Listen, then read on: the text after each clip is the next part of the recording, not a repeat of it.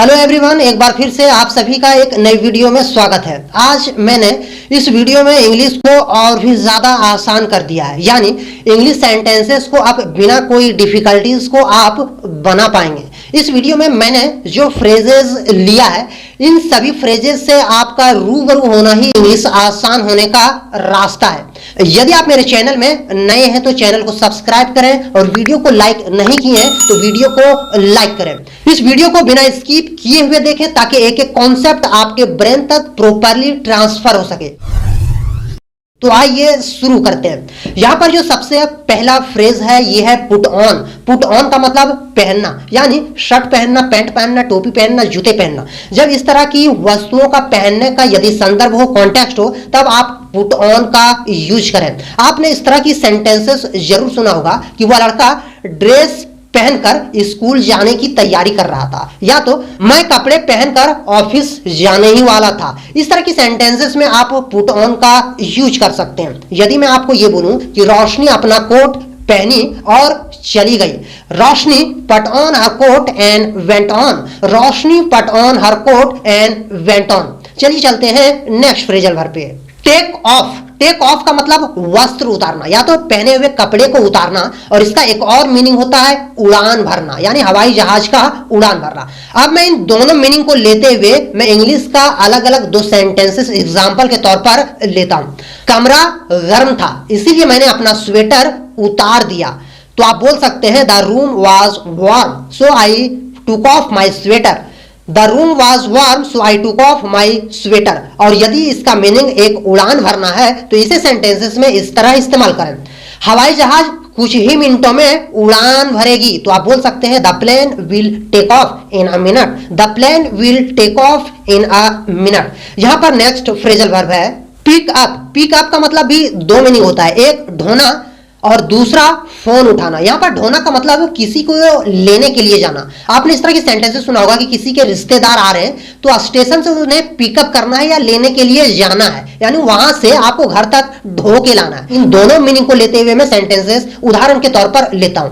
आपको लेने के लिए कंपनी की गाड़ी जा रही है। The companies vehicle is departing to pick up you. The company's vehicle is departing to pick up you. और यदि इसका मीनिंग फोन उठाना होता है तो आप कुछ इस तरह बोल सकते हैं, मुझे फोन उठाने दो। Let me pick up the phone. Let me pick up the phone. चलिए चलते हैं नेक्स्ट फ्रेजल वर्ब पे। Drop of. ड्रॉप ऑफ का हिंदी मीनिंग होता है छोड़ना, यानी किसी व्यक्ति को किसी दूसरे स्थान पर छोड़ना।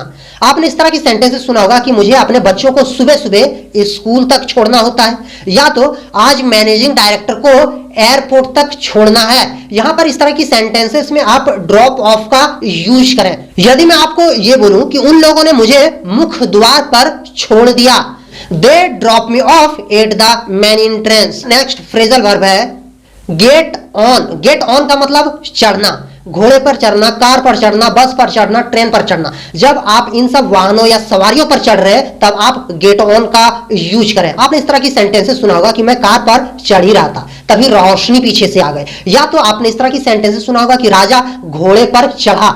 इस तरह की सेंटेंसेस में जहां पर वाहनों पर चढ़ने का संबंध हो या बोध हो तब आप गेट ऑन का यूज करें। यदि मैं आपको यह बोलूं कि राजा घोड़े पर चढ़ा और भागने लगा, the king got on the horse and began to go away. The king got on the horse and began to go away.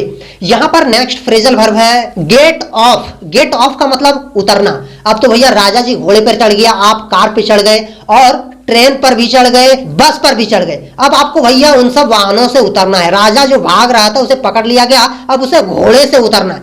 तब आप यहां पर गेट ऑफ का यूज करें। आपने इस तरह की सेंटेंसेस बोला होगा मैं कार से उतर रहा था, या तो दीपांजलि बस से उतर रही थी तभी गिर गई। इस तरह की सेंटेंसेस में आप गेट ऑफ का यूज करें और अपने इंग्लिश स्पीकिंग को एडवांस बनाएं। यदि मैं आपको ये बोलूं हम लोग अगले स्टेशन में उतरने वाले हैं, we are about to get off at the next station.